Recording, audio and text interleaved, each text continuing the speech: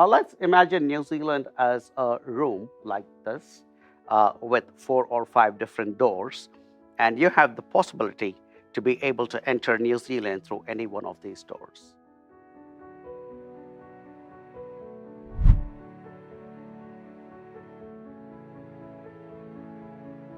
Hi, my name is Arun Jacob, and I'm an immigration expert.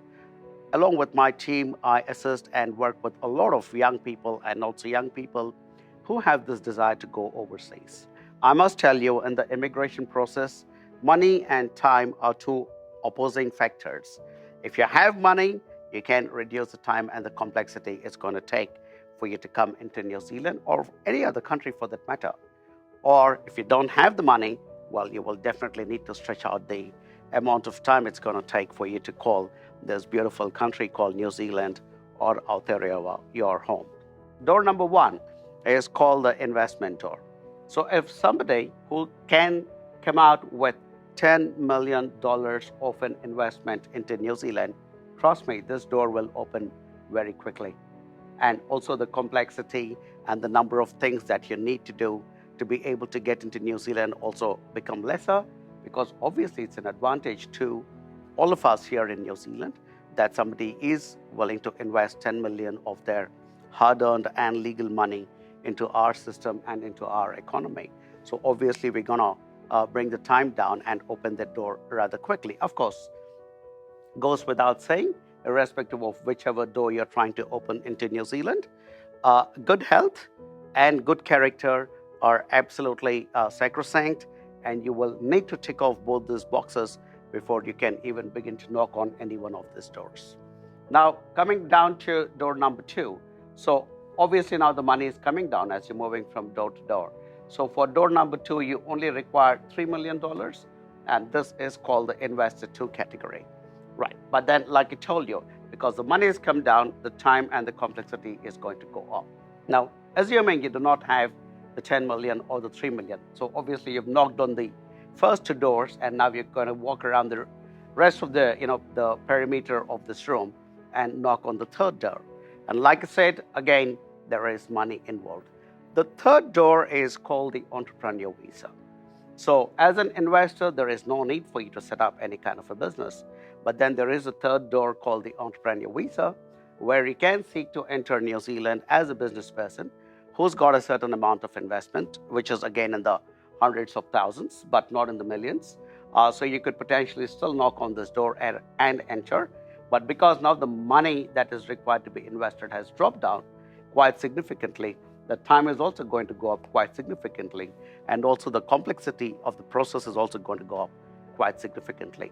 And then moving further down, you don't have hundreds of thousands of dollars, nor do you have a business plan, that you can consider something called the skilled migrant category door. So that's your door number 4.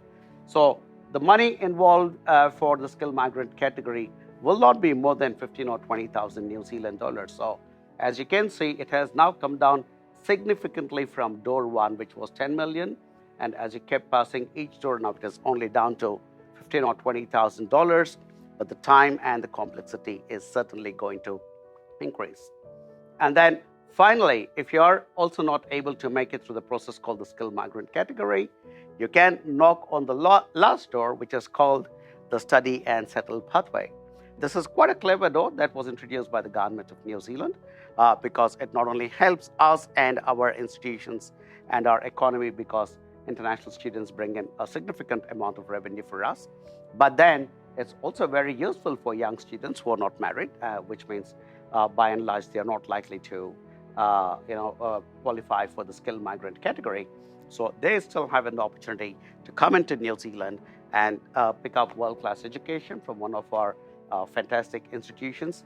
And after you complete the study, depending on whether it was what level of study that you completed, you can get a 1, 2, or 3 years post-study work visa. And during this post-study work visa period, if you are able to find a permanent job related to the qualification that you have just completed, that it all comes together and you can apply for a skilled migrant category. So there you have it, all the 5 doors. As I told you, money on one side, time and complexity on the other side. If you have the 10 million, the time and the complexity comes down. If you don't have the 10 million and you can only come up with about $20,000 or $30,000 of investment, so be it. There are still door number 5 and 4 and 3 and 2 and 1. That's the way it works. I hope you were able to get a clarity on how you can enter and live in this beautiful country called New Zealand. I came in here almost 20 years ago, and I am so happy that I chose to call New Zealand my home. All the very best, and continue to watch our channel for more updates on how you can go abroad and make a happy life for yourself and your family. Take care.